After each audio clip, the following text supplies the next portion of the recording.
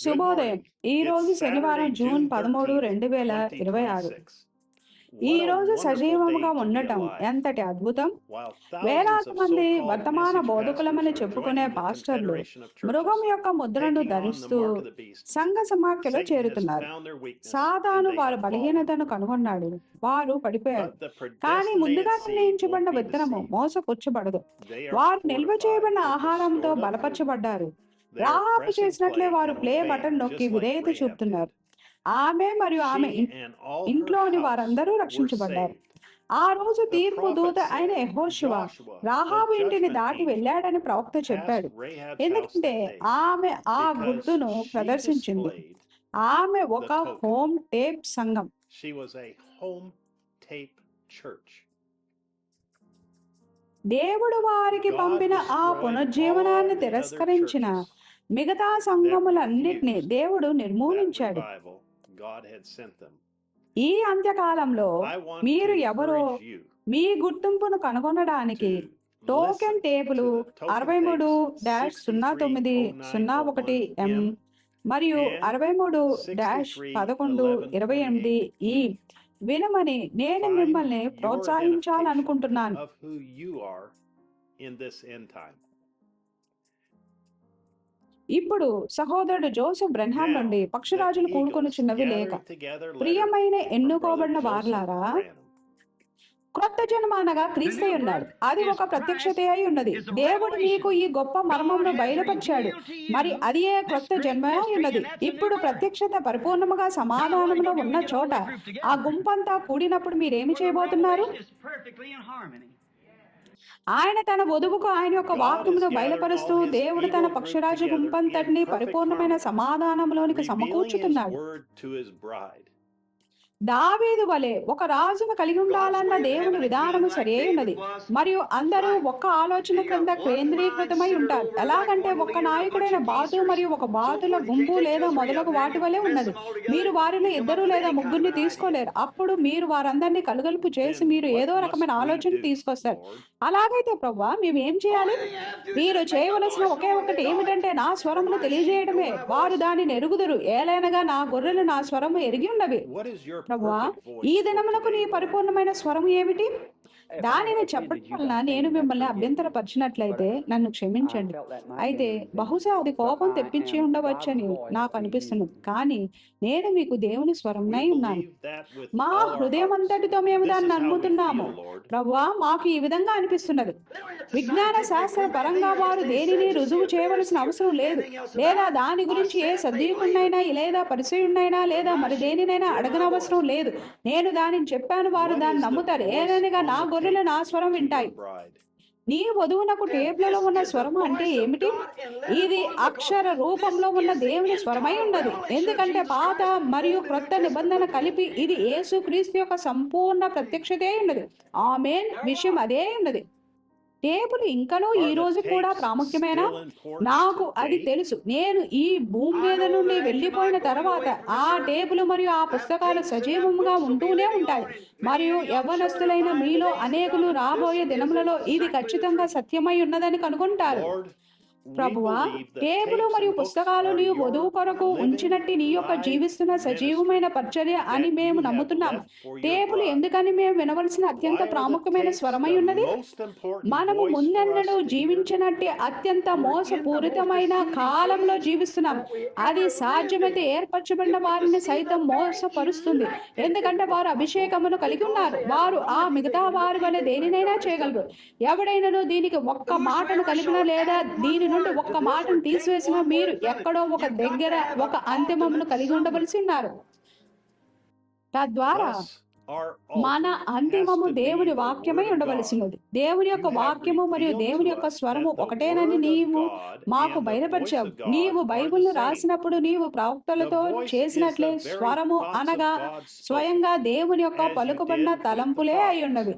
కానీ ఈ అంత్యదినమున దానిని రికార్డు చేపించి మరియు టేపులో పెట్టడం ద్వారా నీవు నీ వాక్యమును మరియు నీ స్వరమును భద్రపరిచావు. కాబట్టి టేపులలో ఉన్న నీ పలుకుబడిన స్వరము వధువు యొక్క అంతిమమై ఉన్నది. spoken on ఈనాడు the తమ tapes సంఘములో ఆ is the స్వరమును ప్లే bride's చేయడం ultimate. ముఖ్యమని ప్రజలు అనుకోవడం లేదు. People సంఘములో don't think టేపులను it play is చేయమని important సహోదరుడు to బ్రహ్మం గారు play the ఎన్నడూ voice in చెప్పలేదని their వారు church కేవలం today. సేవకుని They పరిచర్యను are taught మరియు వాక్యం in their churches ఉటంకించబడుటను that Brother వినాలని తమ Branham never సంఘములలో వారికి said to play the బోధించబడుతున్నది. tapes in the church. They just మరియు need సంఘమే to మీ hear the అంతిమమైనట్లయితే ఎవరు minister ఏమి చెప్పినా and మీరు quote the పట్టించుకోరు. word. అదే మీ And if అంతిమమై the church ఉంటుంది. is your ఓ ultimate, దేవా, you know, ఇది give a వారి hoot what హృదయం anybody says. లోతులోనికి That's your వెళ్ళుటకు ultimate. సహాయం చేయము. నాకైతే ఆ పూర్తి సంగతి Oh, తప్పై God ఉన్నది. help this దేవుని disciple. వాక్యమే అంతిమమై ఉన్నది. To me, the వాక్యం whole ఏమి thing's చెప్పినా wrong. సరే అదే సరి అయి ఉన్నది. వారు ఆయనను ఆహ్వానించడానికి ఆయన వేచి ఉన్నాడు. ఈ రాత్రి కూడా ఆయన దాని కొరకే వేచి ఉంటున్నాడు. మీరు ఆయనను ఆహ్వానించడానికి వేచి ఉంటున్నాడు. గమనించండి, ఆ శిష్యులు బల్ల చుట్టూ వారి సహవాసమునొద్దకు ఆయనను లోపలికి ఆహ్వానించినప్పుడు Notice, when those disciples invited him in, మరి ఈ అంత్యకాల వర్తమానం నమ్ముతున్నామని చెప్పుకునే ఎవరైనా గాని స్వయంగా దేవుని స్వరమునే వినే అవకాశంను కలిగి ఉండి తమ సంఘములలో టేపులను ప్లే చేయకుండా ఉండటం సరి అని ఎలా చెప్పగలరు? ఎలా తీర్పు తీర్చగలరు? లేదా ఎలా సాకులు చెప్పగలరు? అది దేవుడు తన అభిషేకించబడిన ప్రవక్త ద్వారా మానవ పెదవుల గుండా పలికినట్టి మాటలై ఉన్నవి. అది ఈ తరమునకు దేవుని స్వరమై ఉన్నది. అగ్ని స్తంభము ద్వారా నిర్ధారించబడి హృదయ రహస్యములను ఎరుగుట ద్వారా నిరూపించబడి సూచక్రియలు మరియు అద్భుతముల ద్వారా రుజువు చేయబడిన ఏకైక స్వరం అదే ఉన్నది. proven by signs and wonders that it ఎవరైనా ఏ సాకు అయినా ఏ వివరణ అయినా ఎలా చెప్పగలరు? లేదా వారు కూడుకున్న ప్రతిసారి దేవుని స్వరమును వినడానికి కోరిక లేకుండా ఎలా ఉండగలరు? ప్రభువా, టేబులులో ఉన్న నీ స్వరమును నేను ఎన్నడూ నిర్లక్ష్యం చేయకుండా ఉండునుగాక. వారు వినవలసిన స్వరము అది మాత్రమేనని నేను లోకమునకు ఎల్లప్పుడూ చాటి చెప్పుదునుగాక. వారికి అవసరమైనదంతా టేబులలో ఉన్న దేవుని స్వరమేనని నేను నీ వధువుకు ప్రకటించదునుగాక. మేము సహవాసము చేయడానికి ఇష్టపడుతున్నాం. నీ గురించి మాట్లాడటానికి మరియు నీ వాక్యమును ఉటంకించడానికి మేము ఇష్టపడుతున్నాము. అయితే మాకు నీ వాక్యముపై వాక్యముని ఇచ్చి నీ స్వరం యొక్క ప్రత్యక్షతనిచ్చి మరియు పిదప మేము ఎవరమనే దానిని నీ యొక్క విశ్వసనీయమైన వధువై ఉన్నాము అనే దానిని తెలియజేయడం కంటే నీవు నీ వధువు కొరకు చేయగల మరొక గొప్ప కార్యం ఏదీ లేదు. దేవుడు మనకు ఇచ్చిన గొప్ప ప్రత్యక్షతను గూర్చి సహవాసము చేస్తూ నేను ఇంకా ఎంతగా మాట్లాడగలను దానికి అంతే లేదు. అయితే నేను చేయగల గొప్ప విషయం ఏమిటంటే ఈ ఆదివారం జెఫర్సన్విల్ కాలమానం ప్రకారంగా మధ్యాహ్నం 12 గంటల సమయానికి మేము 65-08-15 దానిని ఎరుగదు అనే వర్తమానము వినుచుండగా వచ్చి వధువు యొక్క భాగముతో కలిసి స్వయంగా మీరే దేవుని స్వరమును వినమని మిమ్మల్ని ఆహ్వానించడమే.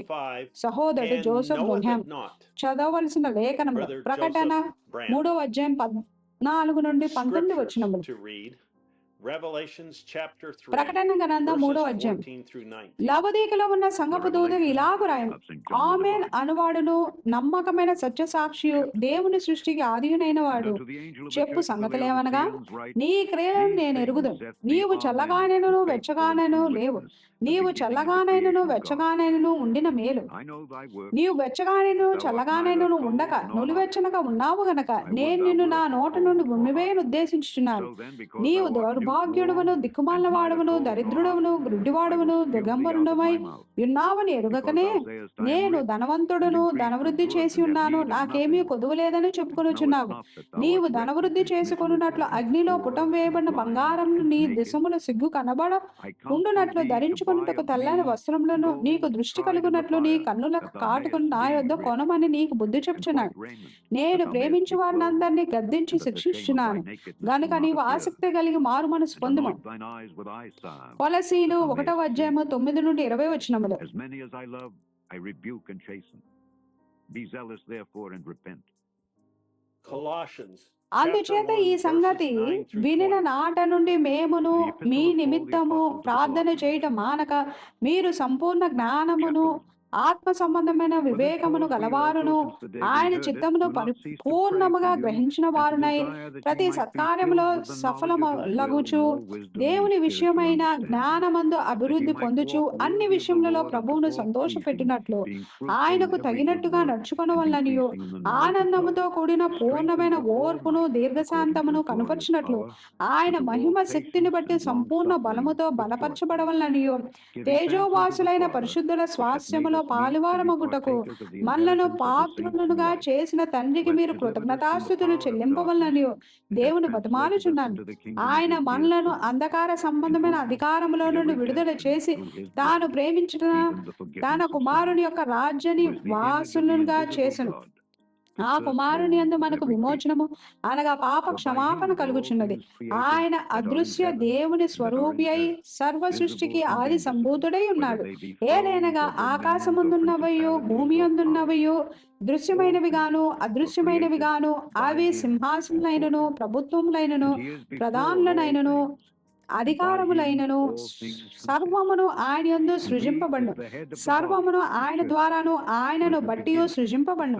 ఆయన అన్నిటికంటే ముందుగా ఉన్నవాడు. ఆయనే సమస్తమునకు ఆధారభూతుడు. సంఘము అను శరీరమునకు ఆయనే శిరస్సు. ఆయనకు అన్నిట్లో ప్రాముఖ్యము కలుగు నిమిత్తము ఆయన ఆది అయి ఉండి మృతుల్లో నుండి లేచుట్లో ఆది సంభూతుడాయన. ఆయన యందు సర్వ సంపూర్ణత నివసింపవలనియు ఆయన శిలువ రక్తము చేత సంధి చేసి ఆయన ద్వారా సమస్తమును అవి భూలోకమందున్నవైనను పరలోకమందున్నవైనను వాటినన్నిటినీ ఆయన ద్వారా తనతో సమాధాన పరచుకొనవలనియు తండ్రి అభీష్టమైన వినినందుకు ధన్యవాదాలు. దయచేసి సబ్స్క్రైబ్ చేసుకోండి మరియు బెల్ ఐకాన్ ను నొక్కండి. ఇప్పుడు మీ వంతుగా ఈ యూట్యూబ్ లింక్ ను షేర్ చేయండి. మీరు ఎవరో ప్రపంచానికి చాటండి. మీ టోకెన్ ను ప్రదర్శించండి. ఇది డేవిడ్ ఎరిక్సన్. దేవుడు మిమ్మల్ని దీవించుగాక మరియు షలోమ్.